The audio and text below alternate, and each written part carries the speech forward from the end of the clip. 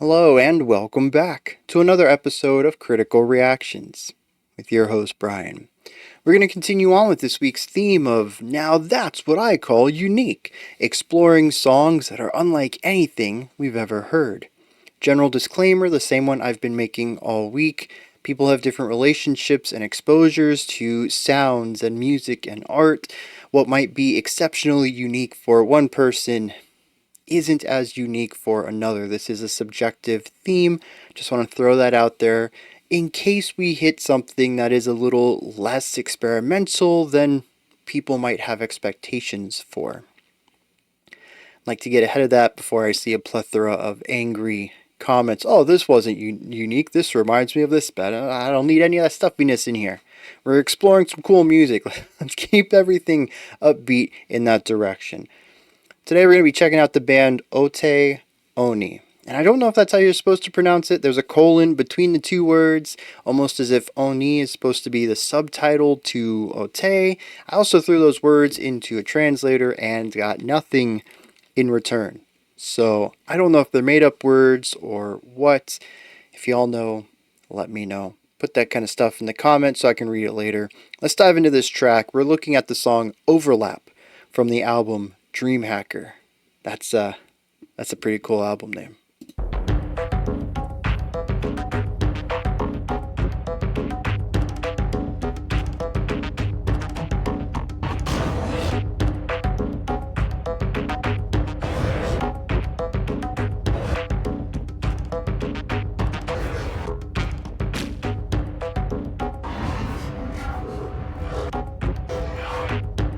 Yeah, we're losing more and more of the traditional beat for the alien noises.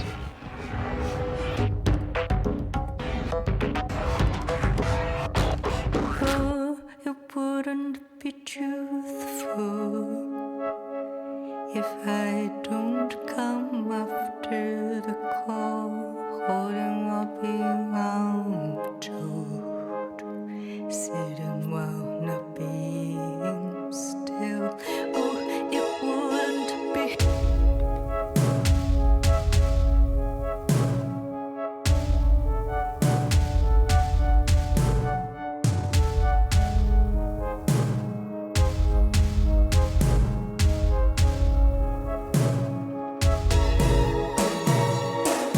That's a fun spooky organ.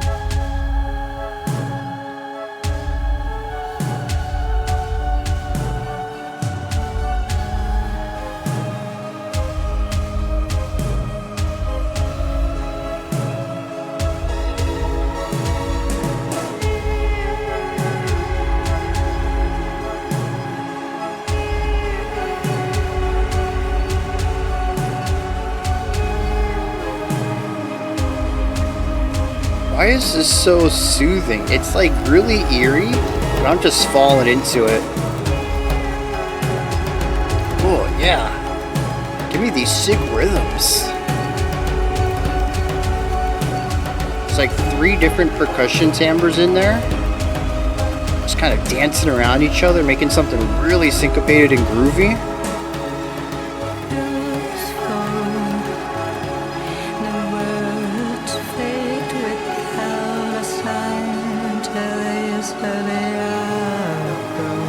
Why does this sound like a very comfortable end of the world? Anybody else get that vibe?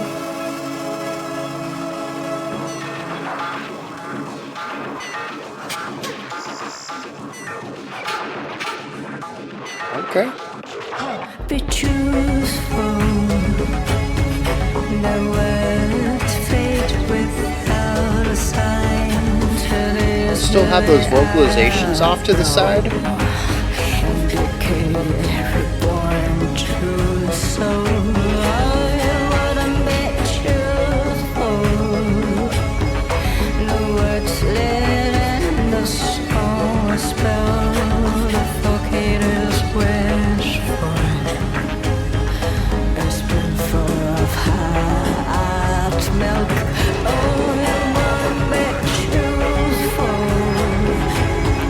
Ooh, we have some cool movement down here. I'm not sure if it's like a choir.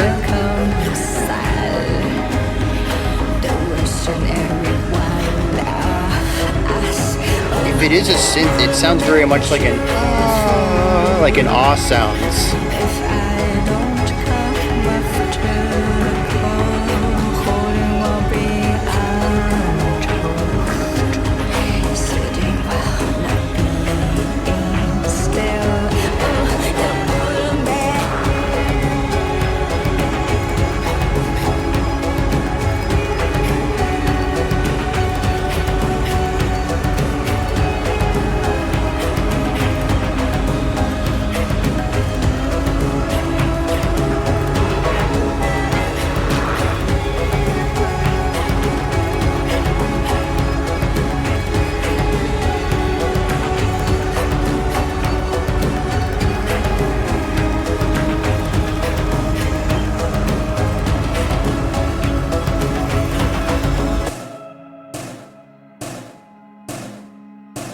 Slight tempo change there.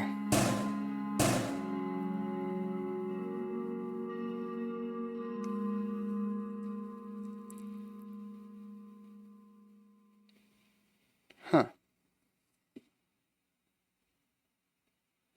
Well, if that was a comfortable end of the world, it went out with a whimper, just abruptly ending with a few highly compressed snare hits and then a bit of a drone that fades out.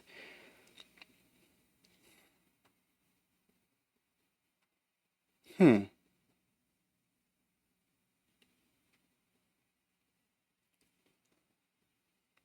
Okay. Uh, so I don't know that this sounds. Well, see, here's the thing, right? This song exists in two parts. The beginning totally threw me for a loop. That whole section was kind of wild. We had that transition in the middle of the song. After we had had the vocals for a while, we were kind of building this atmosphere.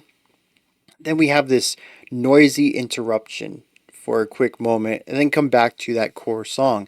That noisy interruption and the intro to the song were wild.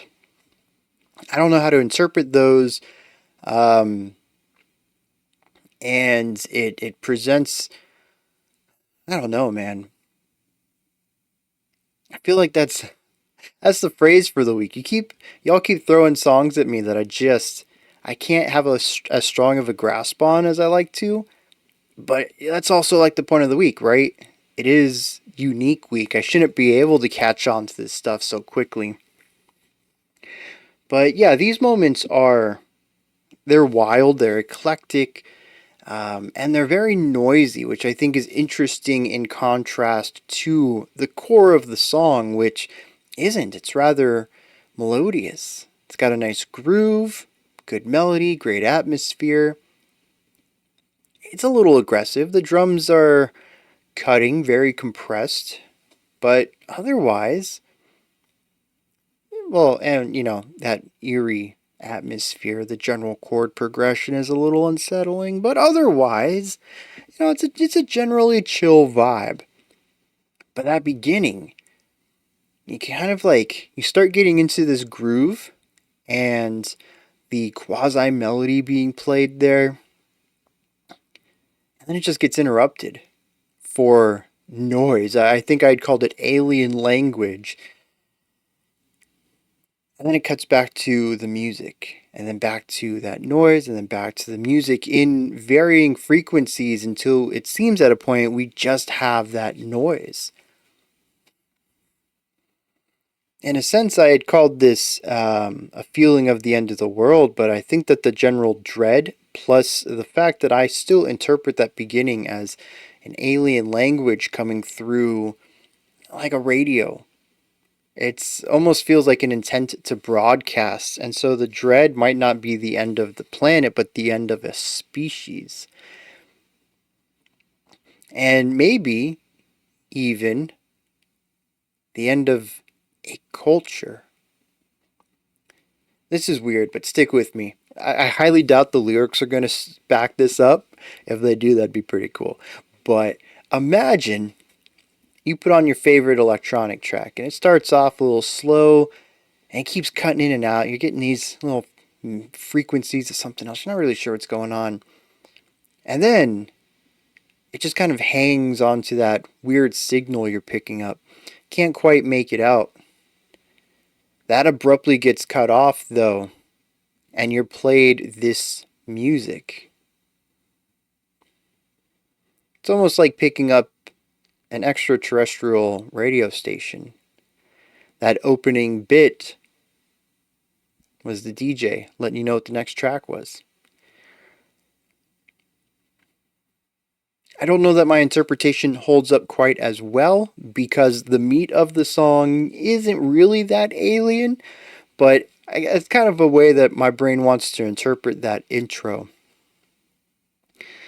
Because when we do get to the meat of the song, it's kind of straightforward and very human, very earth.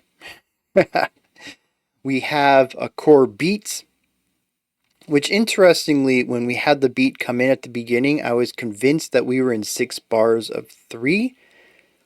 But by the time that I came around to falling on this hypothesis and wanting to check it, we had the bass kick sound come in, and that laid down a very clear 4 bars of 4. So I don't know what happened in those first few bars. I like to go back and check that out. But we get into the 4/4. We got this backbeat. We have some very eerie synths giving us this harmonic information in the background. It's a little unsettling, it's a little creepy, but honestly, it's kind of warm. It's like a theremin, but wider, not as piercing and narrow. It has a lot of warmth to it that I wouldn't expect.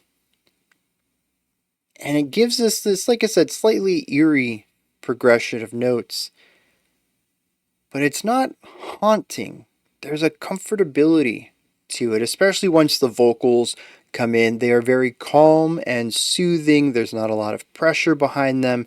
It feels like the vocals are delivered very calmly as well, no different than me speaking to you right now. It doesn't feel like they're really pushing their range. They're not projecting heavily. Just a very soothing vocal delivery. The drums, 2 more drum voices come in, and now we have 3 timbres in the percussion that are creating this really cool polyrhythmic groove. It's difficult for me to understand them in the traditional like tom, snare, and bass kick idea. I can kind of hear a bass kick out of the biggest one because I think it was like on 1 and 3 or 2 and 4, something like that. There's alternating beats, which is definitely where a bass kick typically goes. But the other 2 sounds, being that they were a bit more syncopated and didn't really fall into the timbre of like a snare and a tom or a snare and cymbals or anything like that, it was really interesting for me not to hear a drum kit here. And kind of in a way hearing auxiliary percussion. That's kind of unusual, I think, one, because it's very easy to write electronic drums as if they were real drums, but 2, because it's also how it happens most often.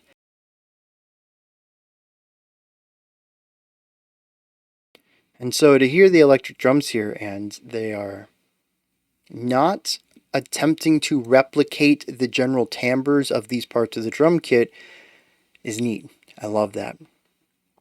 But the groove here is very deep. And I think that's fascinating. It creates something very danceable. I have and frequently do move my body on the camera to the music. Very rarely do I move this aggressively, though. I had really large sways, really deep knee bends. My body wanted to groove with the music so hard, and I put a lot of that on the percussion here and the syncopation in the 3 voices. It is not super complex, but it is deeper than I think you typically hear in dance music while still retaining a lot of that dancey component to it.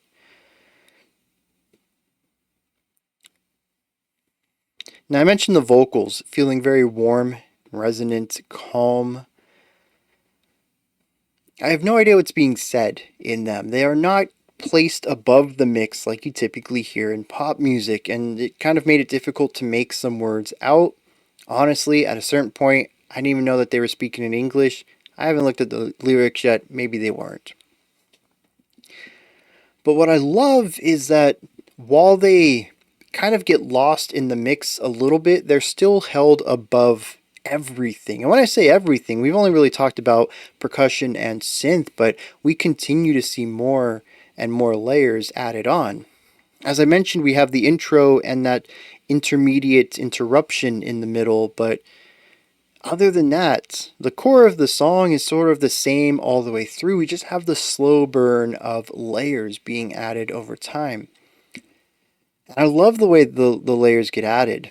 They're always used to add depth to what we are already listening to. Very rarely would I say that a brand new idea was introduced to recontextualize something.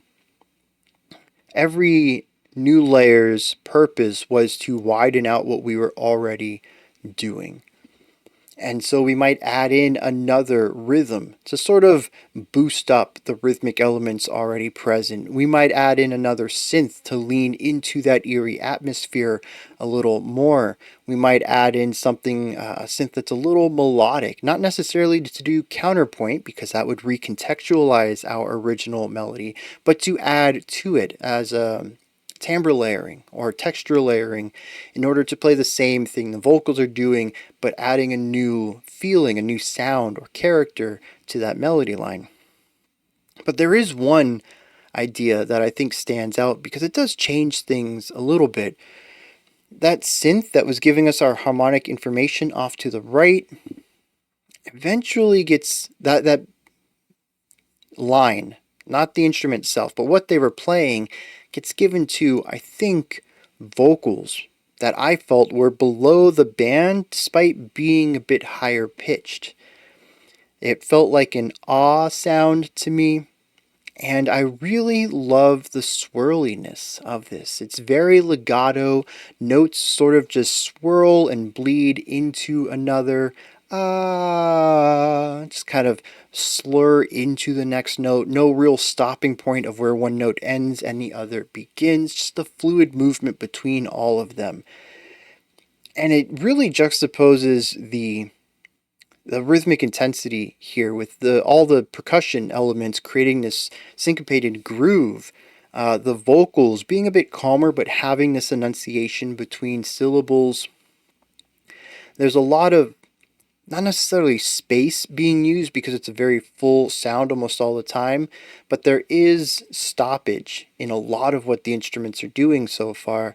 And here we have this very fluid movement underneath it all, almost as if this song, unbeknownst to us, had been sitting on top of a river this entire time.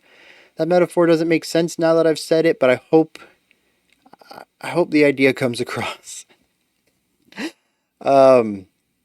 I just love that. It gives the song this natural rocking movement that was sort of implied already, but kind of takes more of that rigid feeling and loosens it up a little bit, softens it up. And that's how we take the song out, by softening up the song just a little bit. Like I said, from here, we have that quarter note snare on a slightly faster tempo into the drone fade out. That's the song. I mean, that's the ending. I love the way everything comes together, and it is a wonderful A section. And here's the other thing too: if they had just done this A section, I think it would have been okay. I enjoy the atmosphere of it. It's creepy but soothing, and I don't know how they pulled that off, but it's kind of cool. But I think 5 minutes of just that would have been a bit much. I don't know how they came about to build this, but I love the idea of interjecting these elements in and around it. To have these bookends, the flickering back and forth at the intro, the short 10-second outro of just the snare and the drone, and that noise in the middle to kind of cut up our A section into two pieces. They don't do a lot. They take up, maybe like 20% of the song altogether, maybe even less. And most of that, I'm putting the weight on the intro because it was easily the longest of these three parts that weren't the core of the song. But it does a lot of heavy lifting and kind of breaking up the song and allowing it to not feel as static. When I think back on the song, I'm like, yeah, like most of it, a vast majority is the buildup of the A section. But it doesn't feel like that. It feels more dynamic. And it's because of these little moments that create contrast, that take the energy and the intensity and the harmonic feeling, the atmosphere, and change it to something else, pulling that energy away so we can come back to it and it feels maybe not entirely fresh, but a return to form, more so than just the way things have always been. That return to form makes it feel like we went somewhere else. And that's going to create movement in the track. It's going to allow the contrast to make that section feel less static and to give the listener a little bit of change of scenery so it doesn't feel like we are in it for as long. Like I said, if we had done 5 minutes of just the A section, I don't know that I would have enjoyed it as much. It would have felt a bit slow for me. Maybe parts would have felt redundant, and it makes me question some of the criticism I've had in the past, particularly how I might have changed ideas to make them less static. I usually talk about drastic changes or variation on an idea, but here we can see that just interjecting white noise for 6 seconds is enough to lighten things up, to bring that needle back from the edge. Interesting. I normally think in much larger ideas, but I mean, this ends up working rather well. And maybe it's not something that would work across the board, but it is something that I might have to experiment a little bit more with my own work. Maybe I'll try some stuff that's a bit more stationary in its execution and put in these little moments to kind of break things up and chop it up a little bit. So it's not one long A section, we have two parts of the A. And, that by itself might be enough to keep things interesting over time. I'm going to read some lyrics on this, and then we're going to wrap this video up. I'm going to need some help from some of you poets out there. This song, lyrically, is a series of stanzas detailing something that wouldn't be truthful, with the opening and closing stanza being the same. It wouldn't be truthful if I didn't come after the call, folding while being untold, sitting while not being still.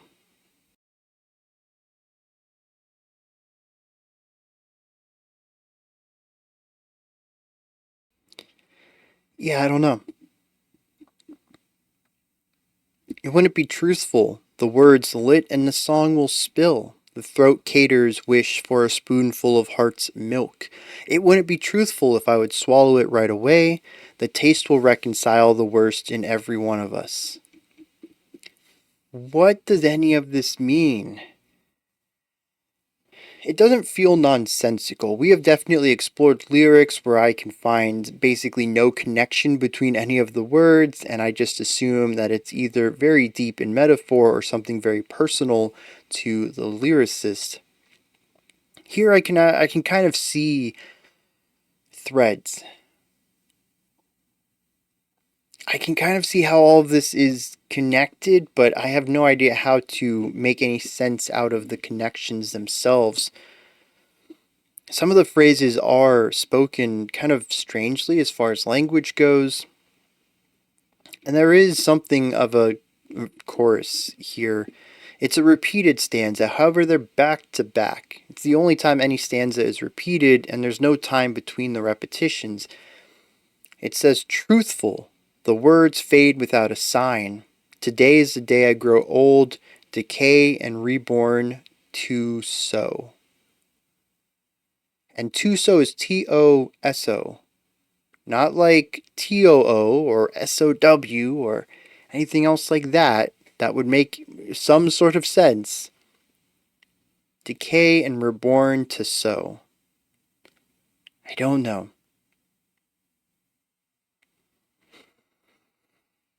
Yeah, I'm completely lost on this. I have no interpretation of the lyrics. No way to tie this back to the music. I like my idea that this is alien music. Especially since it makes me feel a little bit better. Maybe it's a very rough translation from alientranslate.com or something. They have their own Google, language machine AI stuff. and they've translated it from their native voice to English, and it came out a little broken like this. I don't know. Like I said, if anybody has any insight into this, please let me know.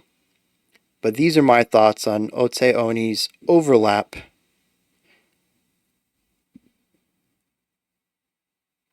Wonderful music. Very cool stuff. Very strange lyrics. What are your thoughts, though? Did you enjoy this? Is there anything that stood out to you? Anything that you would like to add on to what I said or correct me on? Let me know. Put that stuff in the comments section. Above that, in the description box, you'll find a link to Linktree. It takes you here. You can find links to my music, ways to support the channel, a link to the Discord server, and so much more. Above that, if you could, like, subscribe, and ring the bell. I greatly appreciate all three of those. That wraps it up for this one. I'll be back tomorrow, though, 5 p.m. Eastern Standard Time, 9 p.m. UTC as usual. Until next time, remember to be critical, not cynical, of the music you listen to, and have a fantastic morning, afternoon, or evening. Whenever seems my thumb got restless and cut me off. The end of that is, of course, whenever you choose to watch my videos. Just have a great day. I don't know how much of that got cut off. I'm just going to repeat that, I suppose.